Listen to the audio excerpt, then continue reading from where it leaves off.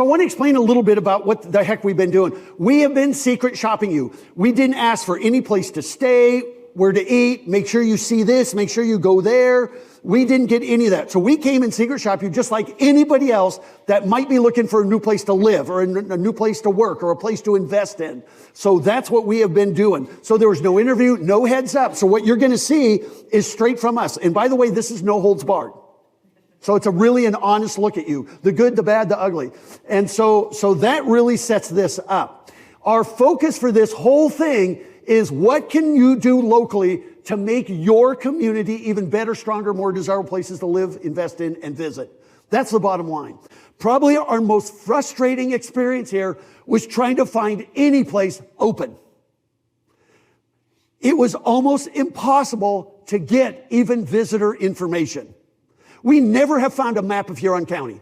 So one of these suggestions is you need to have racks. You can see it right there. This is in North Platte, Nebraska. You need to have a series of these, and you need to put them around the county in different areas. And it might have an Ontario visitor's guide. It might have a couple of brochures I'm going to give you, a local guide, whatever it is. And by the way, they should be all over the county. I mean, there's a couple wineries where they had visitor information. There's a couple hotels where you pay to have visitor information. But generally speaking, trying to find it, very difficult. And we could find no county-wide information. I'm going to give you 5 initiatives. We're going to go through each one. The first one is wayfinding. And these are directional signs for people and vehicles. Now, these are extremely, extremely helpful. So thank you, county. And these are what they call TOD signs, tourism-oriented displays. These were exceptionally great. And it was really nice having them. Happening to know where these are and how many kilometers down the road they are was great. I mean, you've got these everywhere, but some of them don't quite even close the sale.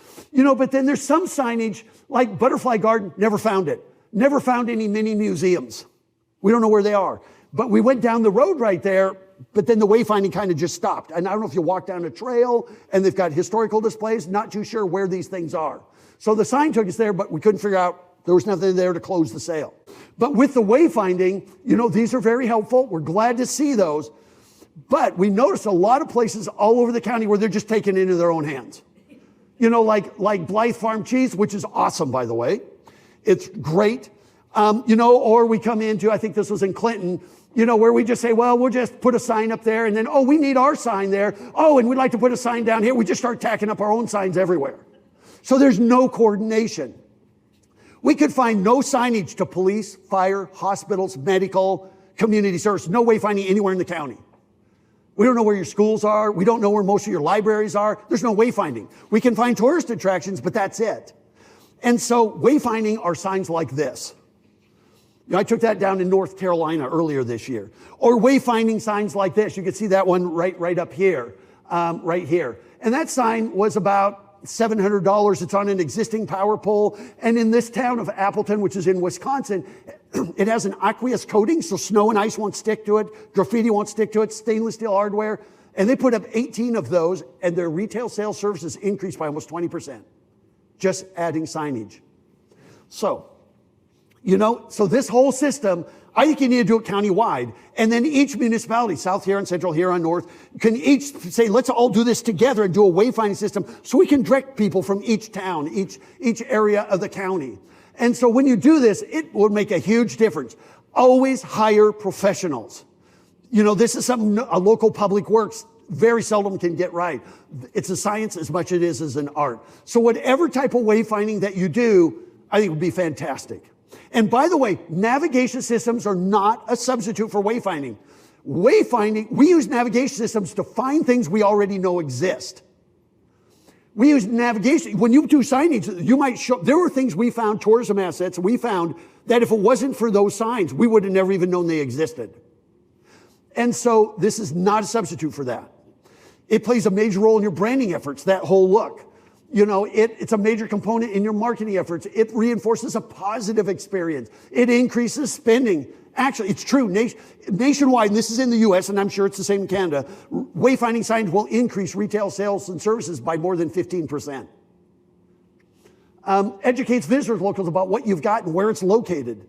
I mean, we can keep going down there. Builds community pride. It mitigates traffic and parking issues, on and on. So when you do a wayfinding system, it's right down to the very, very specific design, construction documents, fabrication documents, and where every sign goes. So you actually do a signage system.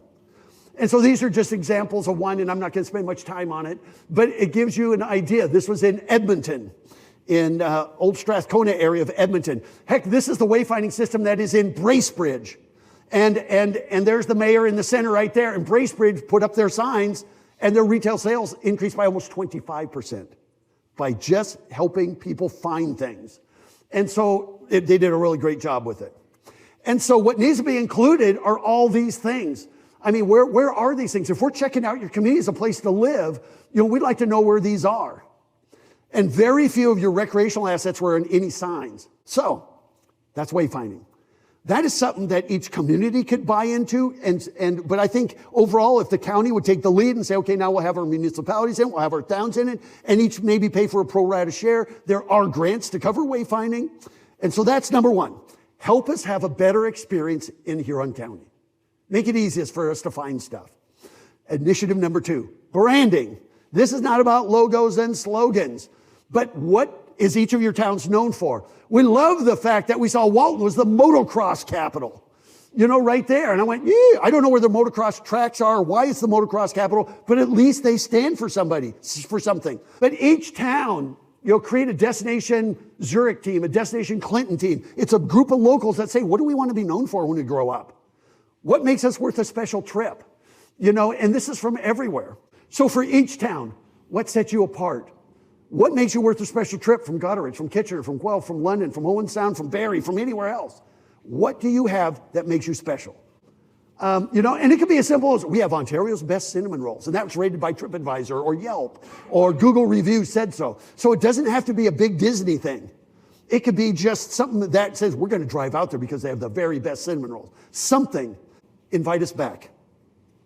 This was a major problem. If we come here in October, November, December, January, February, March, April, clear up until long weekend in May, about 8 months of the year, and you're closed, at least invite us back. You can see we found lots of stuff. I love this whole story here, and it did a great job telling the story on the interpretive side. And we went up and, it tells all about it. I thought it was cool that this guy and his wife for 39 years taught school.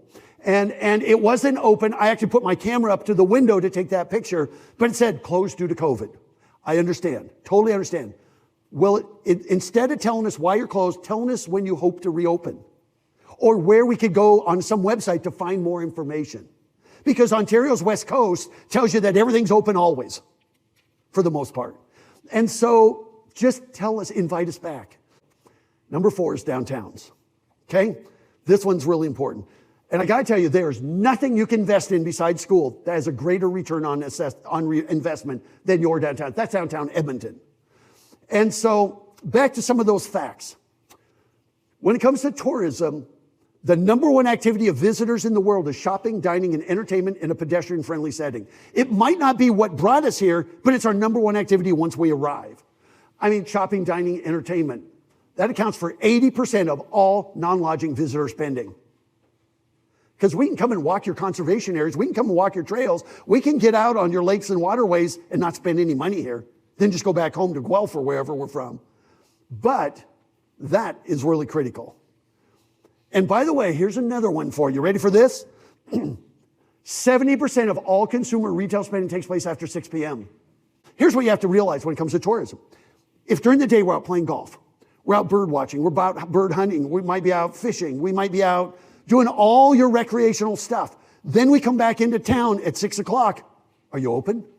70% of consuming takes place after 6 p.m. 80% is women. 70% first-time sales come from curb appeal. Curb appeal. We're going to talk about that. And then fact number 11, downtowns are the litmus test for site selectors, for future residents, new businesses, new investment, investor groups, you name it. They're going to judge you by your downtown. Number 1 is the power of beautification, and you just saw that statistic. 70% of first-time sales comes from curb appeal. Have you ever gone, we all travel, have you ever gone anywhere and said, that looks like a nice place to eat? We all do. We judge the book by the cover. Then we go to TripAdvisor and Yelp and everywhere to make sure that the reviews are good. But always curb appeal. This is in a town in Neenah in Wisconsin. They get a lot of lake effect snow, similar weather to you. And you can see the fronts of those shops. That's before, that's after. Retail sales went up 35%. Just going from that to that. And by the way, the rule of thumb is cities, municipalities should do curbside beautification. BIAs or businesses should always do the facade side. It has to be a public-private partnership. I mean, in most of these shops, you know, I can't tell who's open and who's not. There's no beautification. There's nobody watering any plants. There's nothing there to pull us in the door. It's just all hardscape. And so we judge the book by the cover. I mean, Blythe Inn, would you stay there if you didn't know it? There's no curb appeal. This is downtown Goderich. They did a great job. I love the color. I mean, it tells me they're in business and they're open. And I'm telling you, that pulled my eye from across the square. I mean, just anything to tell us you're in business and you're open. So I think one thing you could do would be this. Here's a really cool idea. And these are just suggestions. I think you could do a buying co-op. And I'm going to give you an example. We're working in the town of Fredericksburg, Texas. And so this one merchant went down the line and said, look, I want to go out and buy, I want us to put our pots like every couple of feet, for you every meter, or even a little closer than that. And say, I want to just go buy a bunch of pots. Would you please donate? And they went out, they raised about $5,000 or $6,000.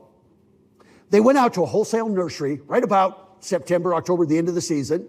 And said, we'll take all the pots you got. Any youth organization that was looking to raise money, they paid each one of them like $200 or $300. And their job was to get and they provide the wheelbarrows. They put some rock in the bottom, a cut of landscape fabric, fill them up with topsoil. This is in that October. So they filled them all up. And then what they did is, it's winter, we're not going to plant. They filled them full of pinwheels and Christmas decorations. They made the national news. And then in the spring, they went out and did a buying co-op and planted them with evergreens. And look at that, makes you want to go in. Guess what? They never had any vandalism problems because kids protect things they take ownership of. And they did that for a few $1,000s. The next thing businesses need to do is extend window displays to exterior spaces. I've worked in towns where local bylaws do not allow you to put things out in front of your businesses. If you have that, get rid of it. You know, it's almost impossible to tell who's in business and who's not. In Clinton, we didn't know. Brussels, we didn't know. You know, some are a little bit obvious, that like Rack and Room, that beautiful window displays, great signage, but once again, there's no curb appeal. And I mean, this looks like a nice shop. You know, I think, but it would be nice if there's some curb appeal. I mean, I would love to see you put a row of pyramidala shrubs or something along here just to make it look better. You know, I mean, delicious right here. Does anybody know? Is it in business? No, it is? See, wouldn't have any clue. Catering. Oh, it's only catering? Because it says eat in, take out, catering, but now it's only catering. See what I mean? These are the disconnects. And what happens is, when we tried to go there and it was all locked up and everything, and it looked like it wasn't in business, then we just assume, well, I don't know if any of these other ones are still in business. Now, here's what I hear, and I've heard this all over this province and other provinces, but Roger, you don't understand our winters here in Ontario. That's Port Elgin in the middle of December. I mean, this is in Arthur in Wellington County, and this is just all these shops. They're doing whatever they can to make it look better. I call downtowns a community living room. Remember, quality of life? Where's your community living room? I have 2 words for you. Think benches. You know, I mean, this is Jane. She could tell she was not real happy about me using her as a model there. But you gotta think benches. I mean, they don't all have to be cookie cutter. They need to be benches people would actually sit on, but think benches. Why do you think we do this at our homes? It makes your home look more inviting. It's the same with businesses. And benches should always be at the facade facing out. Always at the facade facing out. It's your front door. You know, I thought, good job in Clinton. At least this place had a couple of benches out there. There's no reason why businesses can't do this. Or this. By the way, this is not a restaurant. That table and the 2 chairs just says welcome. Downtown should be your living room, your community living room.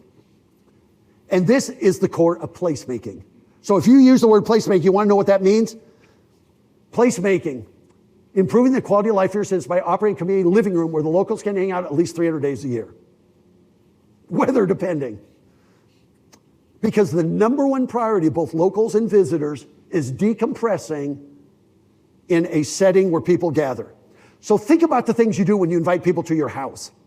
You might do popcorn and watch a TV show or a movie on TV. Well, why don't you do movies downtown?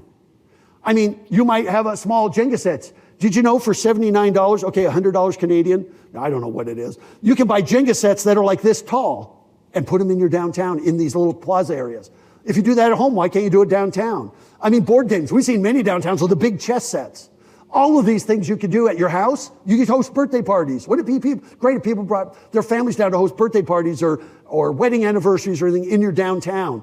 I mean, all these celebrations. Downtown is your community living room. You could do barbecues, tailgate parties, watching hockey games, whatever it is. You could do all these things, bouncy houses that people rent at their house. You could do that downtown. I mean, even having fire pits in the middle of their downtown in the winter. And they're propane. Musical instruments. So ask your neighbors, what kind of activities will get you to go downtown more often? By the way, once a month would be great if they would go downtown at least once a month. You can get everybody doing that, or once a week. So that brings us to the big shift in downtowns and placemaking, the word programming. Too many downtowns create plazas and they're just empty spaces, nothing going on. Downtown needs to be like this room, and we could set up this room however you want. This room could host weddings. It could host meetings like this.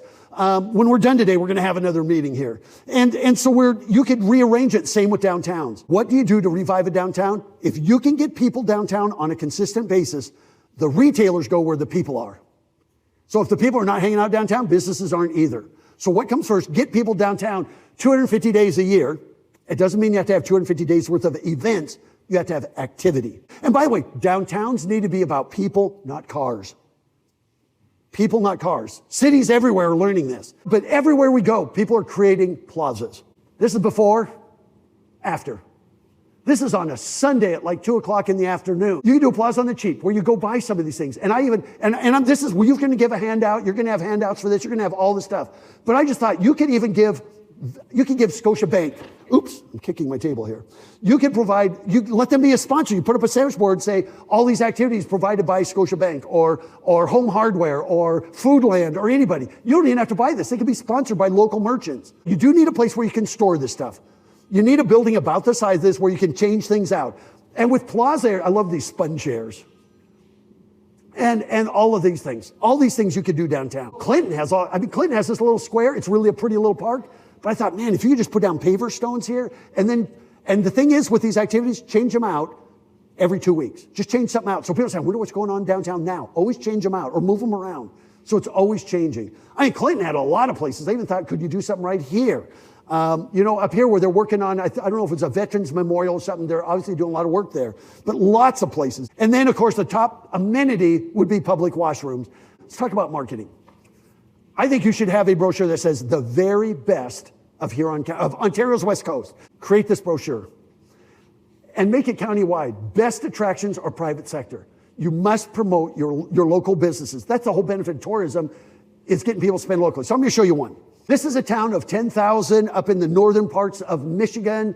And so they did this. And by the way, each one of these people were invited. They were all their very best of, and they each paid $400 for their panel in this brochure. So this is a public-private partnership. They mailed out one of these to everybody in the county, 30,000 people, about 10,000. They printed 20,000. 10,000, they put it in an envelope and mailed it to everybody. And they put a little card with it that said this: the number one reason people travel is to visit friends and family. We hope you'll hang on to this brochure so when visitors arrive, you will show them the very best of what Alpena or Ontario's West Coast, Huron County, whatever, showcase the best way ever. After all, we believe that every dining room table should be a concierge desk. Within days, people would come downtown and they go, oh my gosh, I got this in the mail. How long have you been here? And the merchant would go, 10 years. It changed everything. Always promote your anchor tenants, because if your best businesses, best attractions do well, everybody else will do well. Once people arrive, brochures are number one, even more than the internet, even in 2022. Because now we're in a hotel room. We're in an RV park. We are in a restaurant. We want to look at this, not our phones. And so we will look at this. We'll have this in the car when we're driving down the road. And so 81%, once they arrive, want brochures. I could not find one county-wide brochure in Huron County, except for the trail guide, which is really good, by the way. This is awesome. Number one, they had to be open year-round. You might say, oh, can we do 8 months? But no more 3 months or 4 months. Okay, number 2, they had to be open at least 6 days a week. And in some cases, you might say, well, we allow everybody to be closed on a Monday. I don't know. You can make up your own criteria here. It must be highly regarded by somebody other than themselves. Like 80% positive peer reviews on TripAdvisor, Yelp, written up in regional publications. And then they had to have good curb appeal, had to be inviting, and they had to be open until at least 7 p.m. And then they must be unique. So sorry, we're not adding Tim Hortons. So I'd love to see the county market your top 10 restaurants all over the county, your top 10 retail shops that are must visits, maybe 10 other attractions where there are museums like the jail or Huron County Museum. And while you're here, activities, hiking trails, other things, viewpoints, those kinds of things. I think would be awesome. And that is something that Ontario's West Coast, that organization for the county, should probably take the lead on doing that. The other one I create, so now you have your very best of brochure. I would create a farm to table guide that just has all these, and it might go up into Teeswater and a little bit into Bruce County, Lucknow, or some of those, but I would capture some of these farms, and I would do an actual route. This is something that a private sector person could do that I think would be really cool. We're working in a place called Door County, Wisconsin. And we walked into a store and we bought this 101 things to do. I wouldn't do 101. You could do 50, 60. I wouldn't even put a number there. I would do the hidden gems of Ontario's West Coast. A couple other notes for Clinton. The burgers, they've got a reader board and it has one word on, open. Well, why don't you put best burgers in here come on, just open. When you have reader boards like that, use them to your benefit. It looks great. They're out there every day cleaning up outside their place. They do a really good job. Nice sign into Clinton there and right here. We did find Lions Park there. It looked really nice. We found lots of parks. Love it when people do that. That's how we knew they were open, because they had that out there. But once again, the reader board, use it. If you got it, use it. We did find the harness racing track, which was really cool. We got to experience harness racing when we were working in Inverness, Nova Scotia. And so it was really cool to see that you have this here. Not too sure, where you buy tickets. I think the ticket office might be here. I don't know, maybe it's in the casino, but it looked like a great facility. But once again, there's no signs that say our harness racing season starts, no invitations to come back. So it wasn't just that original list. It's still going on. Invite us back. We did see the casino there. Looks great. Very tropical looking, which I thought was interesting. Clinton has a ton of assets like this. Agriculture arena, I don't know if any public events are ever there because there's one board with one poster, a local poster there, but really no information. You've got all of these things there and there's nothing to say if any events are coming to Clinton. So once again, invite us back. I think that'd be fantastic. But man, talk about a lot of facilities. I was pretty impressed. A lot of it, you can see they're working on it right in the middle of downtown. Love this. I read about this idea where they have this little light tunnel. You can go in and it has different music and everything. I think it was really cool. I love it when people take their own initiative and come up with something kind of cool. We weren't there at night to see it. Is it running this time of year? Probably it is. But we didn't get there at night. Every night we're processing photographs and putting this together. But once again, that's really a cool idea. I love that. Could be a great hidden gem too. It's not the main reason you go to Clinton, but they're there. You got to do that. I didn't see a whole lot of visitor-oriented retail. It seemed to be mainly for locals, which is fine. There were a few, like the little Huron Christmas store. I thought that was gorgeous, really cute. Not too sure when it's open. Once again, there was no real hours or anything posted there, but it looks really cute. And I assume it's still in business, right? And then, of course, Bartliff's was busy. That place was hopping. And I was glad to see that. A little hard to see their sign because it's got all this other sign clutter right in front of their sign back there. But that place looked great, and it's got good reviews. Architecture in Clinton is magnificent, like your other towns. Kind of reminded me of Fergus, Ontario, with all the Scottish, it looked kind of like that. But beautiful architecture. Not too sure, like Marian's Fashion Boutique, it's hard to tell who's open or closed because there's no beautification, no outside displays, nothing. This here, I kind of have mixed feelings about. It looks like it's kind of a homage to a satellite dish or something. But what is it? Why is it there? Radar. Where the training was done before World War II. Really? See, there's no interpretive sign. There's no information. They should put in interpretive sign. They're going, there must be something about this. So that's cool. Cool to know. That could be a great hidden gem all by itself. I hope that, I know you had all these streets torn up and everything for all of these improvements. I hope that adding some crosswalks will be in the mix.